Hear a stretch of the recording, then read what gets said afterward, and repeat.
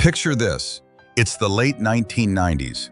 If you wanted pizza, you piled into a car, drove to a building with an iconic red roof, sat in a red booth, and waited for a thick, sizzling pan pizza.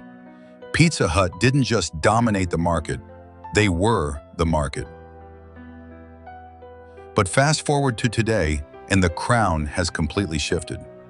Domino's is the undisputed global king of pizza, pulling in billions more in sales, while hundreds of legacy Pizza Hut dine-in locations have quietly vanished.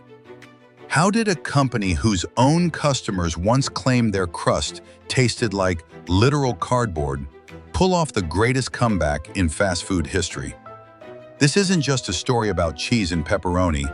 This is a story of a brutal, decades-long marketing war, a high-stakes tech pivot, and the singular strategic mistake that cost Pizza Hut everything. Let's break it down. To understand how the war was won, we have to look at how these two giants were built. From day one, Pizza Hut and Domino's had fundamentally different DNA. Pizza Hut, founded in 1958 by the Carney brothers, built its empire on the dine-in experience. They positioned themselves as a community hub, a family restaurant. You went there for birthdays, youth sports celebrations, and the legendary Book It reading program. Their marketing strategy was simple: sell the premium, cozy experience of eating out. Domino's, founded just 2 years later by Tom Monahan, looked at that massive infrastructure and said, "Keep it." Domino's didn't care about your family dinner ambient vibes. They realized that a massive chunk of the population wanted pizza because they were tired, busy, or lazy. So they pioneered a legendary marketing gimmick in 1973. 30 minutes or it's free. This single promise changed customer psychology. Domino's didn't market the taste of their food. They marketed convenience and speed. By scaling small, cheap, delivery-only storefronts, they weaponized efficiency, while Pizza Hut was left paying massive rent on giant commercial real estate. But as long as Pizza Hut tasted better, their throne was secure. Until the internet happened. By the mid-2000s, consumer behavior was shifting fast. People didn't want to call a restaurant and talk to a human anymore. They wanted to click a button, and this is the exact moment the war took a radical turn. In 2008, Domino's made a leadership shift that changed the company forever. Their executive team looked at the business and famously declared, "We are no longer a pizza company. We are an e-commerce company that just happens to sell pizza."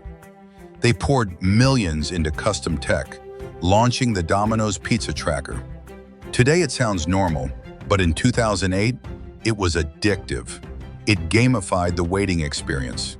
They followed it up with their Anywhere campaign, allowing customers to order via text, smart TVs, smartwatches, and literally just by tweeting a pizza emoji. Meanwhile, where was Pizza Hut? They were stuck in what marketers call the legacy trap. They were late to the mobile app game because they were still trying to protect their core asset, their massive dine-in restaurants. They focused their marketing on new crust innovations, like hot dog stuffed crusts, while Domino's focused on frictionless ordering. Domino's removed the friction of buying food, and the market rewarded them for it. But Domino's had a massive Achilles heel. While their tech was flawless, their product, well, it was widely hated. In focus groups, loyal customers literally said their pizza tasted like cardboard and the sauce tasted like ketchup. Most brands try to hide their flaws with shiny advertisements.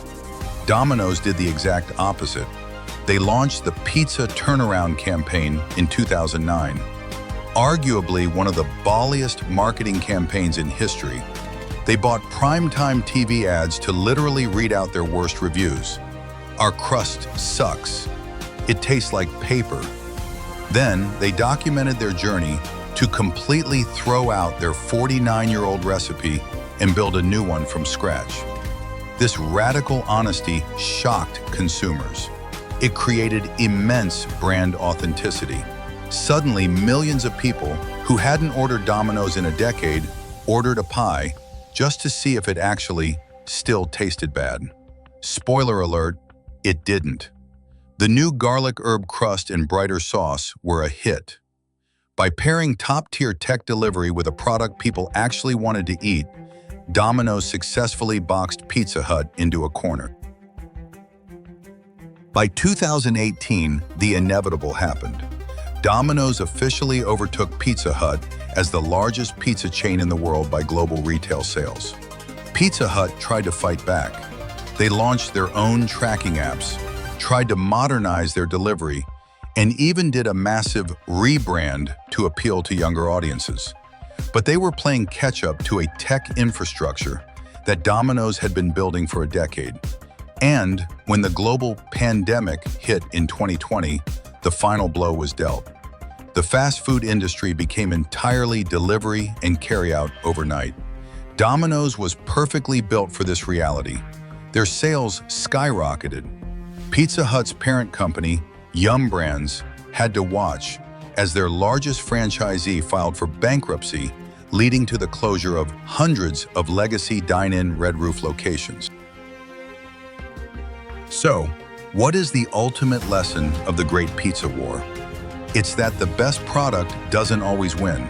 The best ecosystem does. Pizza Hut focused on the destination, but Domino's mastered the journey. By treating convenience as their primary product and technology as their primary engine, Domino's didn't just beat Pizza Hut, they changed the playbook for the entire fast food industry. But here is my question for you. Pizza Hut has been leaning heavily into nostalgia lately, bringing back the retro look and classic recipes. Do you think they can ever reclaim the #1 spot, or is Domino's simply too far ahead?